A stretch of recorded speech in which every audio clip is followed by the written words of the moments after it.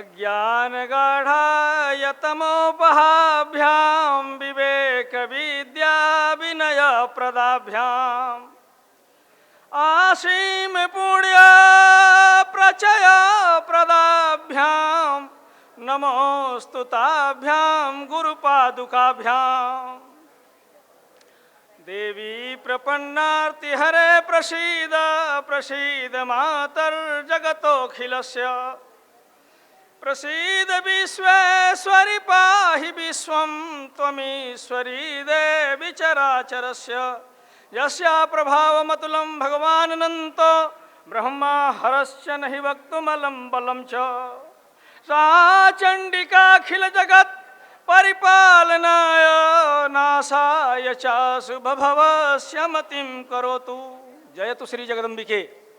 सभागार में उपस्थित दृश्यादृश्य देवगण जो अदृश्य हैं, इस तीर्थ क्षेत्र के उन महात्माओं को जो अदृश्य रूप से विद्यमान हैं, उनको सबसे पहले नमन।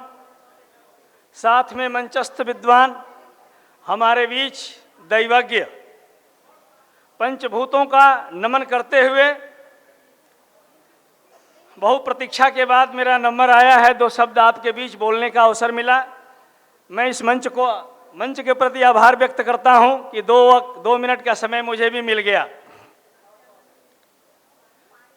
हमें पता चला कि हमने तो बोला था कि हम ज्योतिष के संरक्षण और संवर्धन के विषय में दो शब्द चर्चा करेंगे, लेकिन आपके तरफ से आदेश हुआ कि आप मातृशक्ति पे बोलें। मैं समझता हूं कि निश्चित रूप से मेरा भाग्योदय आज हुआ है कि इस तीर्थ क्षेत्र में मातृशक्ति के ऊपर बोलने का अवसर मिला, क्योंकि संसार में शक्ति से बड़ा कुछ भी नहीं है। शक्ति से ही पूरी सृष्टि चलती है, और जब पूरे मंच पे शक्ति विद्यमान हो, पीछे देखिए तो शक्ति दिखाई दे रही हो, और उसकी वंदना का अवसर मिले, उसके बारे में गुणगान करने का अवसर मिले, इससे बड़ा कुछ अवसर नहीं हो सकता। वैसे भी किम वर्णयाम तव रूपम चिन्त्यमेतत् किम चाति वीर्यमसुरक्षय कार्यभूरि किम चाहवेषु चरितानि तवद्भुतानि सर्वेषु देव्य सुरदेव गणादिकेषु। इस शक्ति के बारे में वर्णन कोई क्या कर सकता है? कई युगों तो वर्णन किया जाए तो यह संभव नहीं है, लेकिन इतना मैं जरूर कहना चाहूँगा कि विद्या समस्तास्तव देवी भेदा स्त्रिया समस्ता सकला जगत्सु तवई कया पूरितमं तवई तत् काते स्तुतिस्तव्य परापरोक्ति। देवी के इस संसार में जितने अंश हैं, जितने जगह पीठ हैं, सब जगह उस पराम्बा भगवती के ही अंश हैं।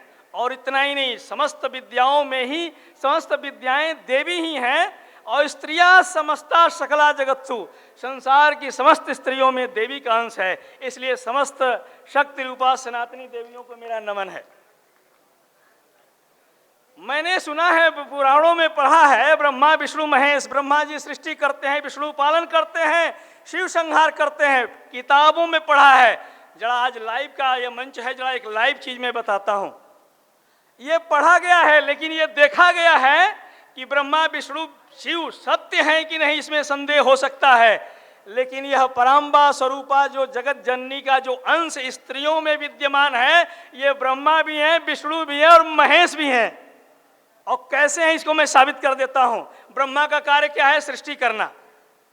ये एक बच्चे को जन्म दे करके, ये महिलाएं बच्चे को जन्म देके ब्रह्मा का कार्य करती हैं, सृष्टि का सृजन का कार्य करती हैं। और जन्म के बाद जो विष्णु भगवान पालन करते हैं, अपना दूध पान करा करके उस बच्चे का भरण पोषण करती हैं, जब तक वह अपना आहार पाने योग्य नहीं हो जाता।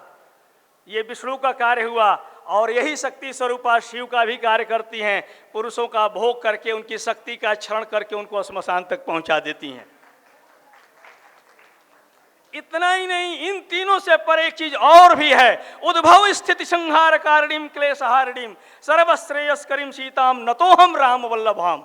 गोस्वामी तुलसीदास कहते हैं, पूरा रामायण का वर्णन किया तो उन्होंने कहा कि नाना पुराण निगमागम सम्मतम यत् रामायणे निगदितम क्वचिदन्यतोपि स्वांतः सुखाय तुलसी रघुनाथ गाथा भाता भाषा निबद्ध मतिमंजुल मातनोति। और उसमें उनको लिखना पड़ा कि उद्भव स्थित संहार कारणीम क्लेशहारिणीम सर्वश्रेयस्करीम सीताम नतोहम राम वल्लभाम। ये उद्भव मने ब्रह्मा, स्थिति मने विष्णु, संहार कारिणी तीनों हो गया। और उससे बड़ी बात क्लेश हारिणी, संसार का कोई पुरुष कितना भी व्यथित हो बाहर और घर में आ जाकर बच्चा है तो माँ के अपनी गोद में अपना सर रख दे और माँ एक बार सहला दे माथ पे, बेटा चिंता मत कर मैं तेरे साथ हूँ। आपको मैं बताना चाहूँगा संसार में कोई क्लेश नहीं है कि जो उसके पास टिक जाए।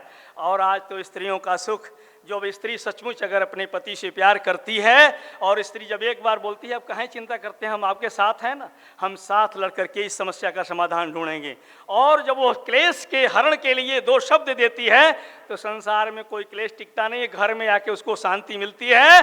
और वह शांति को देने वाली वह स्त्री परम्बा का अंश स्त्री ही हुआ करती है। इसलिए फिर एक बार मैं नमन करता हूं इन स्त्रियों को। मैं ये बताना चाहूँगा कि ये स्त्रियां ही नहीं, संसार में जितनी शक्ति है, शक्ति स्वरूपा जगदम्बा कहा गया है, इनका वर्णन संभव नहीं है। का चिंता मम जीवने यदि हरिर्विश्वम्भरो गीयते नो चेतर्भक जीवनाय जननीयमस्तन्यम कथम निःसरेत् इत्यालोच्य मुहुर्मुहुर्जदुपते लक्ष्मीपते केवलम त्वत्पादाम्बुज सेवनेन सततम कालो मया नियते। एक भक्त ने कहा कि भगवान विश्वम्भर है कि नहीं, इसका मैं प्रमाण देता हूं, लाइव प्रमाण।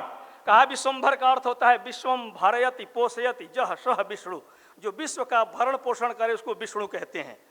साहब वो विष्णु का भरण पोषण, यह क्या व्यवस्था है उसकी।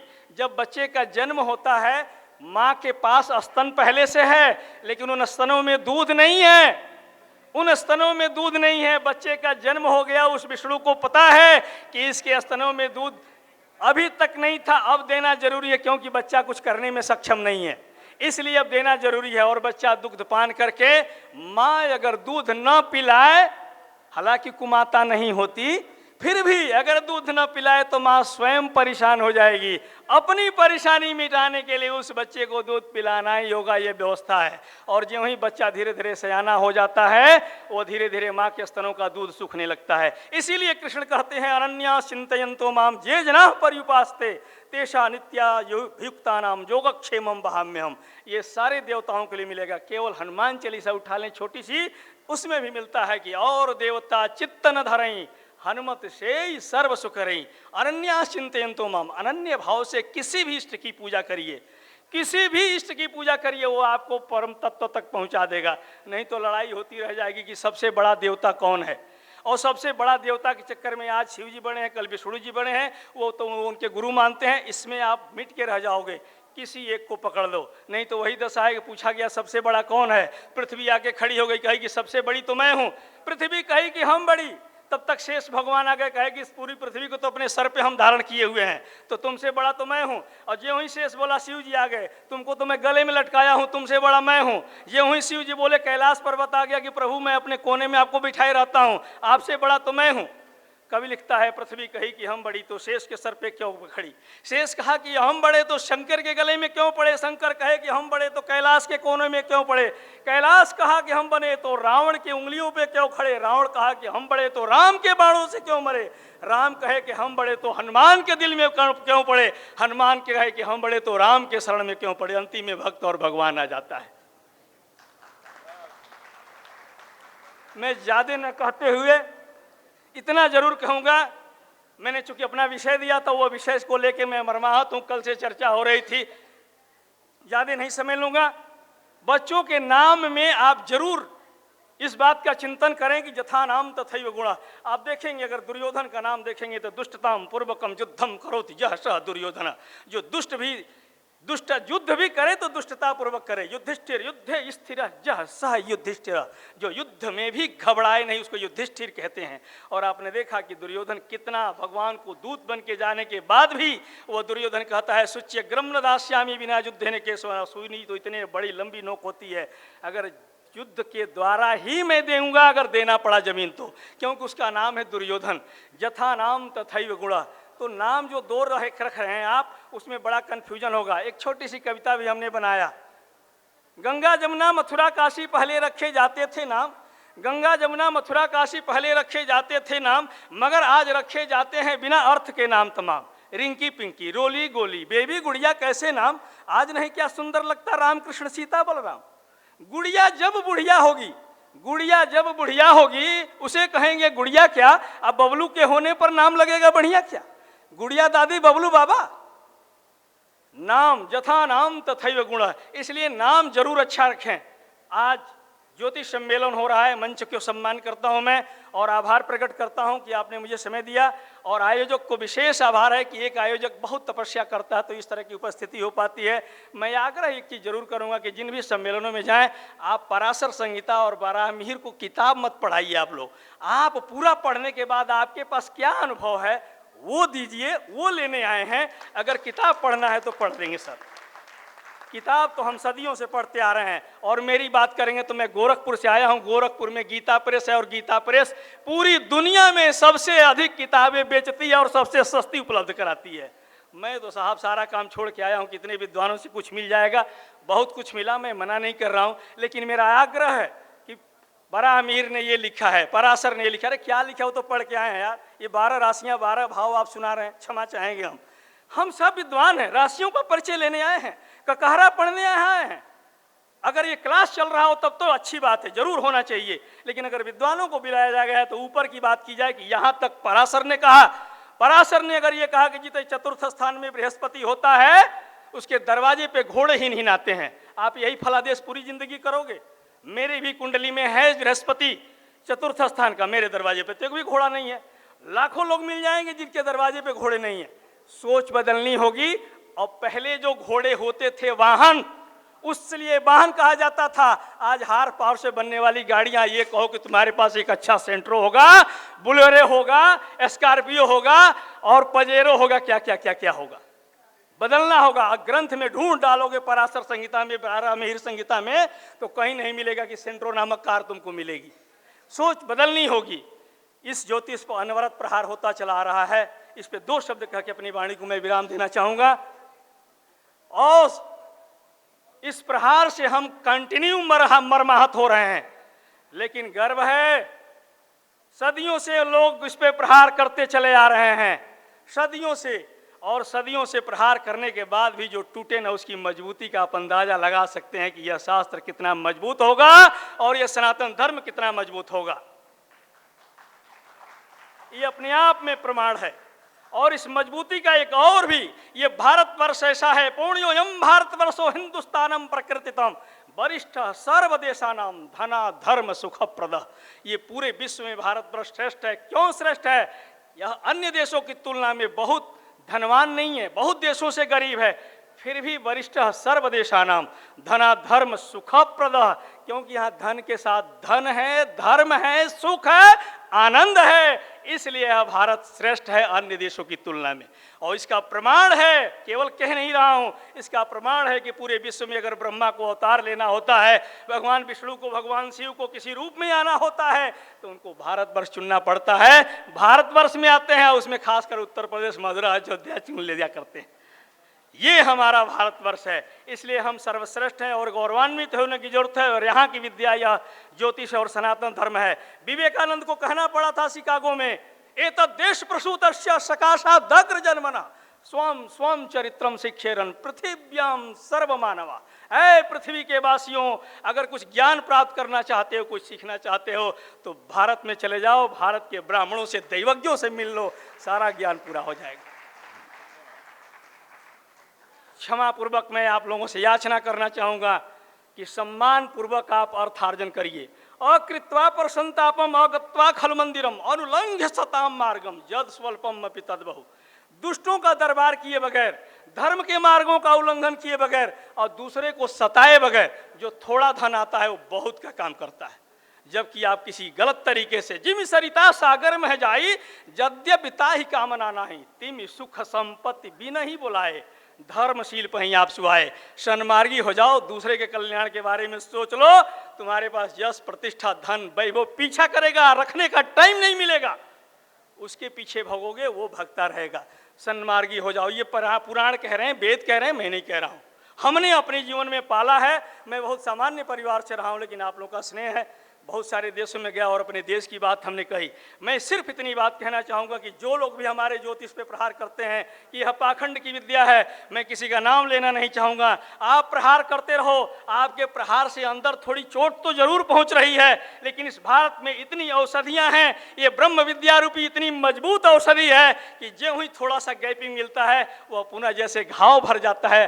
दवाइयाँ खा करके तुम्हारे दिए हुए दर्द भी मिट जाए करते हैं जब हम अपने ऋषि महर्षियों को याद कर लिया करते हैं, और उसी समय यह पूरी तरह से घाव समाप्त हो जाता है।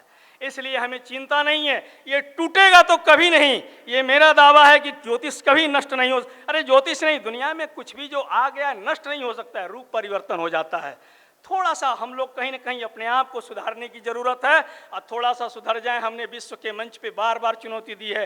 एक सज्जन को तो सीधे ललकारा हमने, प्रधानमंत्री को, गृह मंत्री, शिक्षा मंत्री, मुख्यमंत्री, सबको हमने पत्र से लिख कर कि हमारे ज्योतिष पर लोग सम्मान पूर्वक जीने नहीं देना चाहते हैं, पाखंडी कहते हैं, हमें कहते हैं। मैं कहता हूं सरकार से हमने पूछा है कि सरकार विश्वविद्यालय चलाती है, विश्वविद्यालय में तमाम प्रोफेसर हैं जिसमें ज्योतिष की पढ़ाई पढ़ाते हैं, डिग्री हमने ली है, हमको शास्त्री की डिग्री मिली, आचार्य की मिली, हमने तंत्र ज्योतिष में पीएचडी किया है। यह विश्वविद्यालय मैं चलाता हूं क्या?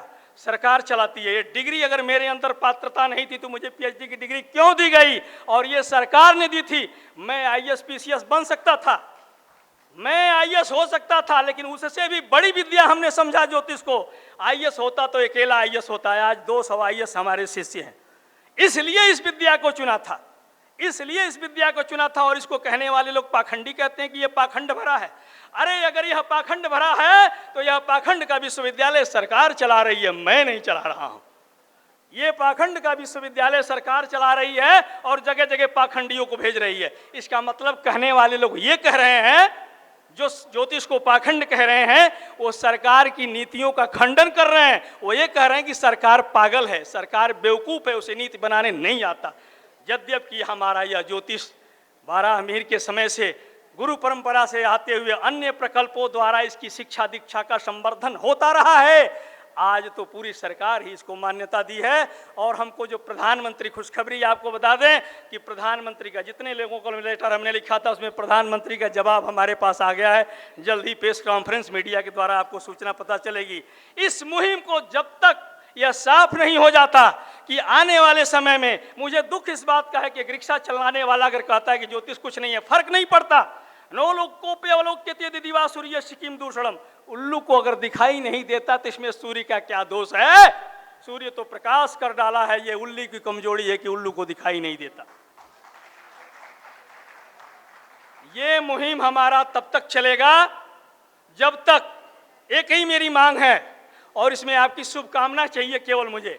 आप साथ आएंगे तो मुझे बहुत अच्छा लगेगा, नहीं तो मेरा अकेले का स्वभाव है। नाभिषेको न संस्कार सिंहस्य कृते मृगई विक्रमार्जित राज्यस्य स्वयमेव मृगेंद्रता। शेर का कोई टीका चंदन लगा के राजा बनने के लिए अभिषेक नहीं करता है, वो अपने कर्मों से स्वयं राजा बन बैठता है और उसका लोग सम्मान करते हैं। इसलिए हम सभी ज्योतिषियों को अपना ऐसा कर्म करना है कि हमको समाज मानने को तैयार हो जाए कि हम इस संसार के संचालन में हम ही मेन है, क्योंकि हमारे द्वारा केवल जनपत्री नहीं देखी जाती है, दीपावली, होली, दशहरा सब ज्योतिष के द्वारा मनाया जाता है।